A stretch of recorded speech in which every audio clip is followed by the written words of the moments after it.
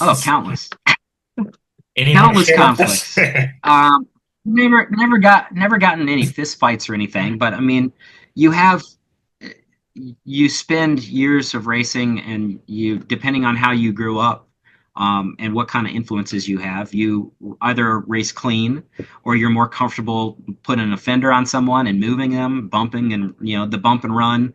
Stock car racing, you tend to learn that in the short tracks. You learn how to kind of move someone, and people are okay with it, to a certain extent. Like, okay, you moved me out of the way, but expect that next time or the next lap, I'm going to move you back out of the way.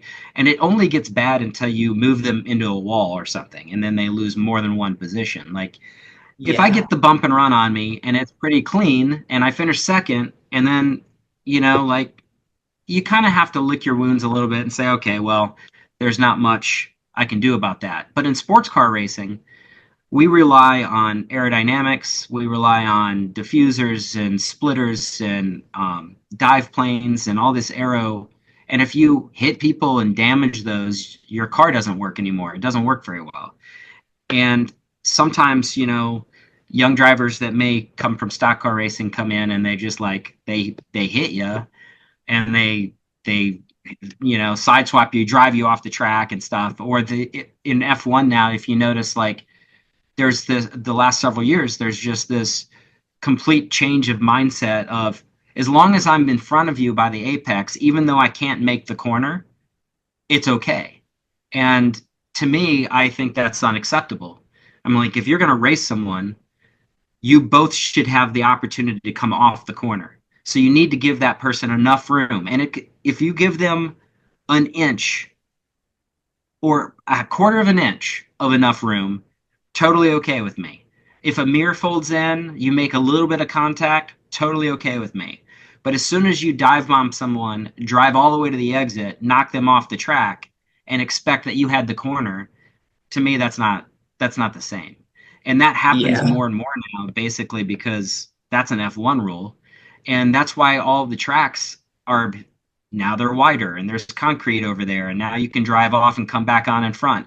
And they've kind of opened up this whole new can of worms where you can put someone in danger, but because there's not a wall there on the exit, they're not in that much danger, and then they can come back out in front of you, and then they have to give the position back. And I think if you drive yourself down and you cannot leave enough space for that person to continue next to you into the next corner, then in my opinion, they shouldn't have to give the position back. It was a bad move. Like, in any other track that didn't have a runoff, you would have made contact, or that person would have been into a barrier.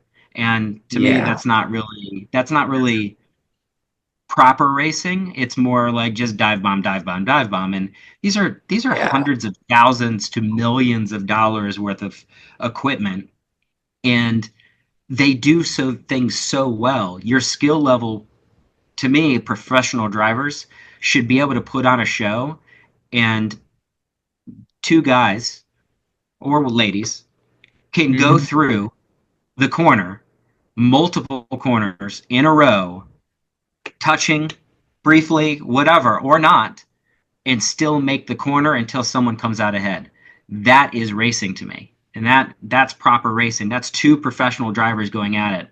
When you have someone that is just going to, like, checkers or wreckers, and then, Yeah. that's it, then I just don't think that there's much class or professionalism in it.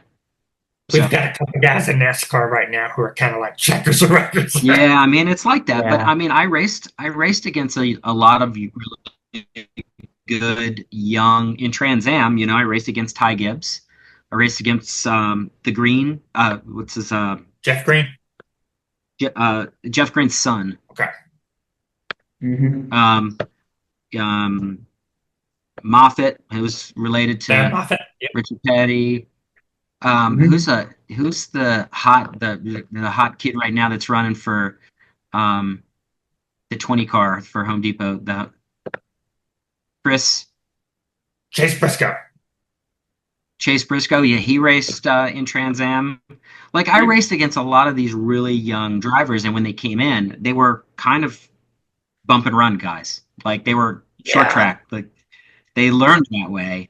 And in sports car racing, you know, there's a little bit of that in Trans Am in TA2, but then there's also a little more give and take. And Yeah. some of them were very professional and learned it really quick, and others were send it in there, knock someone off the track, and then fly home in their helicopter. And I was like, I didn't like that.